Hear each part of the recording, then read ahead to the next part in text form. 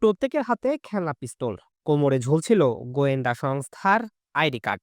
দেখে মনে হবে সত্যিকারের কোনো দুর্ধর্ষ অভিযানের দৃশ্য এটি। শুক্রবার রাত 11টায় নগরীর খুলশীতে যমুনা অয়েল গ্রুপের অবসরপ্রাপ্ত এক কর্মকর্তার বাসায় ডিজিএফআই সদস্য পরিচয়ে ঢুকে 12 ডাকাত।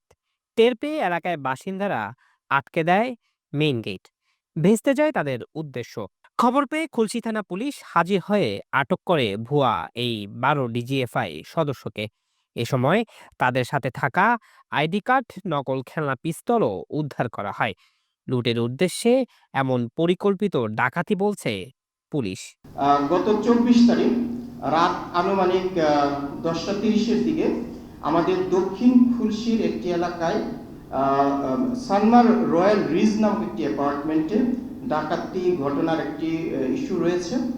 সেখানে আমরা দেখেছি 14 থেকে 15 জন ডাকাতের একটি দল 2টি কালো মাইক্রো বাসে করে উক্ত ভবনটিতে প্রবেশ করে এবং প্রবেশ করা মাত্রই তারা নিজেদেরকে একটি গোয়েন্দা সংস্থার সদস্য বলে তাদের পরিচয় দেয় এবং যারা এইখানে সিকিউরিটি গার্ড ছিল তাদেরকে চোখ বেঁধে, হাত পা বেঁধে ফেলে রাখে এবং তাদের একটি টিম 8তলায় উঠে গিয়ে জনৈক গিয়াসউদ্দিন আনসারী নামক একজন ব্যক্তির ফ্ল্যাটে তারা প্রবেশ করে দরজা ভেঙে।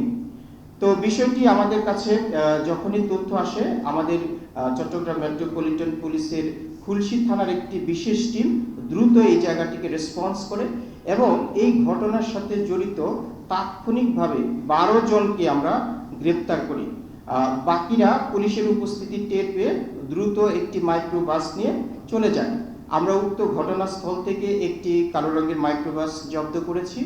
আমরা 12 জনকে গ্রেপ্তার করেছি, সেই সাথে ডাকাতির কাজে ব্যবহৃত খেলনা পিস্তল, তারপরে একটি গোয়েন্দা সংস্থার ভুয়া পরিচয়পত্র এবং ডাকাতি কাজে ব্যবহৃত শাবল সহ বিভিন্ন যন্ত্রপাতি আমরা উদ্ধার করেছি।